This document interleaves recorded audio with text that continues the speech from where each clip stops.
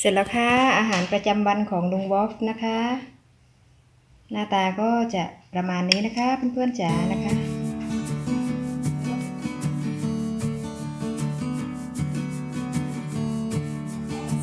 สวัสดีค่ะสวัสดีเพื่อนๆทาง YouTube ทุกคนทุกท่านนะคะวันนี้นะคะสอนกับลุงวอฟเข้าครัวนะคะวันนี้จะมาทำอาหารเพื่อสุขภาพนะคะของลุงวอฟนะคะที่ทานทุกวันนะคะเดี๋ยวเรามาดูนะคะว่าอาหารที่ลุงวอฟทานทุกวันนั้นคืออะไรนะคะตามมาดูค่ะเราก็มาดูวัตถุดิบนะคะที่จะนำมาทำอาหารให้ลุงวอฟวันนี้นะคะก็จะมีอันนี้นะคะมันฝรั่ง1 ลูกนะคะแตงกวา2 ลูกนะคะปอกเปลือกแล้วเนาะแล้วก็มะเขือเทศ2 ลูกนะคะเดี๋ยวจะนำไปปอกเปลือกนะคะเพราะว่าลุงวอฟจะไม่ทานมะเขือเทศกับเปลือกนะคะต้องเอาเปลือกออกเหมือนแตงกวาอย่างนี้นะคะต้นหอมนะคะในส่วนอันนี้ก็จะเป็นเนื้อเทียมนะคะเพื่อนๆจ๋าเนื้อเทียมนี่นะคะลุงวอฟก็จะเอามาแช่นะคะกับน้ำส้มสายชูนะคะแช่ไว้นะคะประมาณ1 ชั่วโมงนะคะให้น้ำส้มสายชูนะคะซึมเข้าไปในเนื้อเทียมแล้วก็รสชาติจะอร่อยนะคะค่ะเดี๋ยวเราก็จะเริ่มมาปอกทีละอย่างนะคะมะเขือเทศนะคะก็ต้องปอกนะคะเพราะว่าลุงวอฟนะคะจะไม่ทานมะเขือเทศกับเปลือกนะคะแต่ถ้าเราปอกไปแล้วนะคะมะเขือเทศก็จะดูน่ากินนะคะถ้าใครที่ไม่ชอบทานมะเขือเทศนะคะลองเอามะเขือเทศมาปอกเปลือกดูนะคะแล้วก็ลองทานดูนะคะอร่อยมาก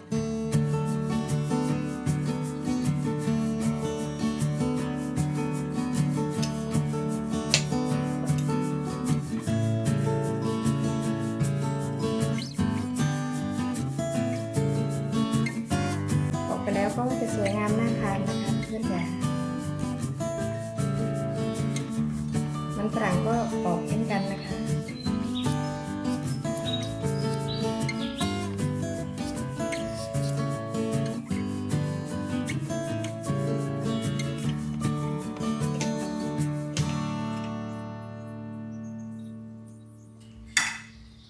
เราก็นำผักทุกอย่างที่เราปอกเปลือกนะคะไปล้างนะคะ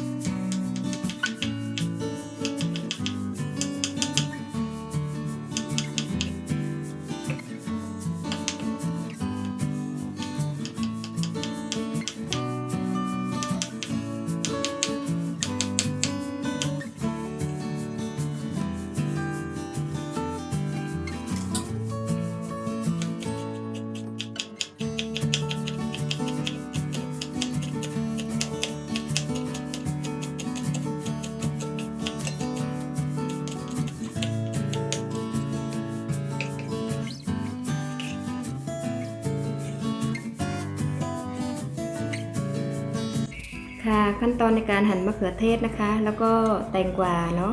หอมนะคะต้นหอมก็จะออกมาหน้าตาประมาณนี้นะคะในส่วนของสลัดนะคะเดี๋ยวเราก็จะมาต้มนะคะมันฝรั่งกันนะคะอันนี้เราก็ปิดไว้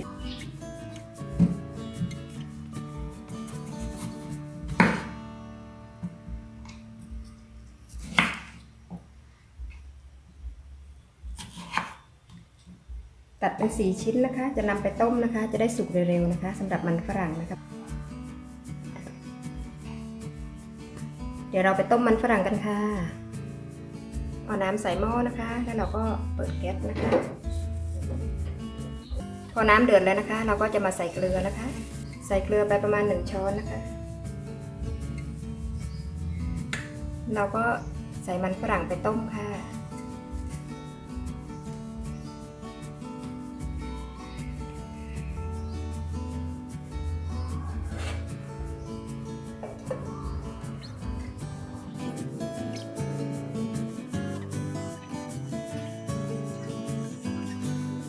วิธีดูมันฝรั่งนะคะว่าได้หรือยังสุกหรือยังนะคะเราก็หมายลูกชิ้นนะคะมาจิ้มดูนะคะมันฝรั่งเราก็ได้ที่แล้วนะคะก็ปิดแก๊สได้เลยค่ะ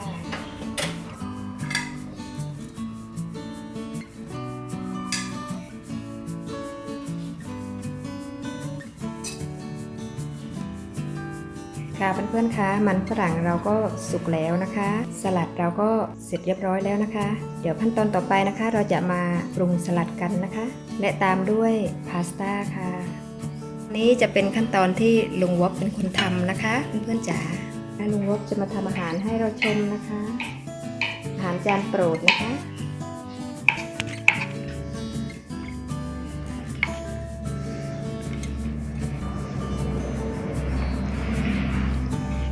hot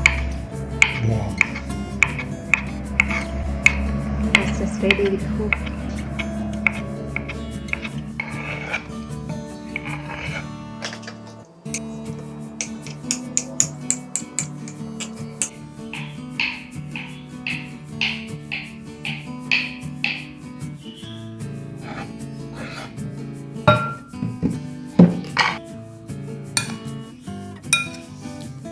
ลูกย้ำเม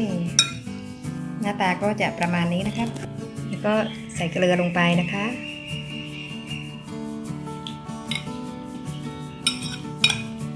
ตามด้วยพริกไทยดำค่ะ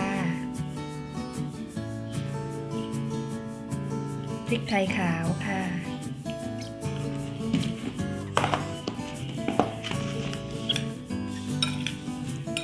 คลุกเคล้าให้เข้ากันนะคะอันนี้ก็จะเป็นวินิก้านะคะน้ำส้มสายชูนะคะ A little bit much now. ใส่ไป1 ช้อนนะคะ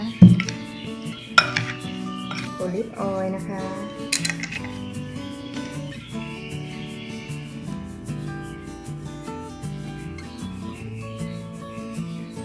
1 ช้อนเช่นกันค่ะ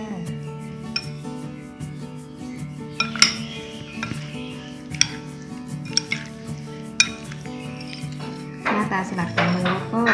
จะหน้าตาประมาณนี้นะคะเพื่อนๆจ๋าอันนี้ก็เดี๋ยวเราจะมาต้มพาสต้ากันนะคะ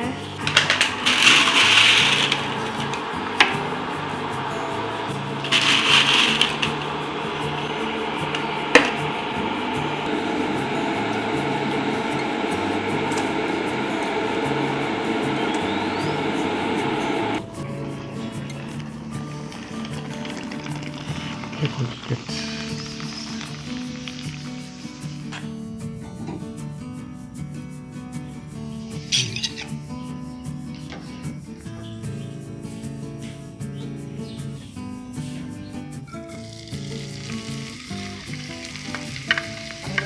ลุงวอกก็จะมาปรุงในส่วนของเนื้อเทียมนะคะ Soy. ซอยเนื้อเทียมนะคะ Extra soy.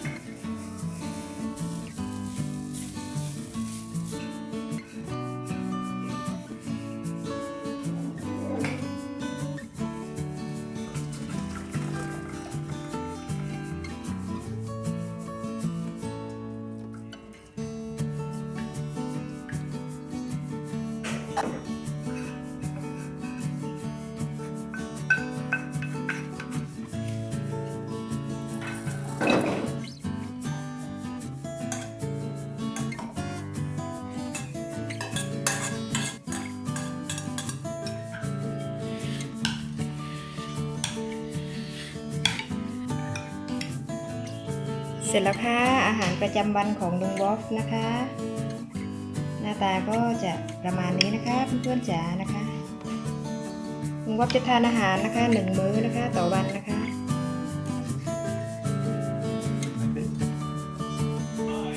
กันใหม่คลิปหน้าค่ะ สวัสดีค่ะ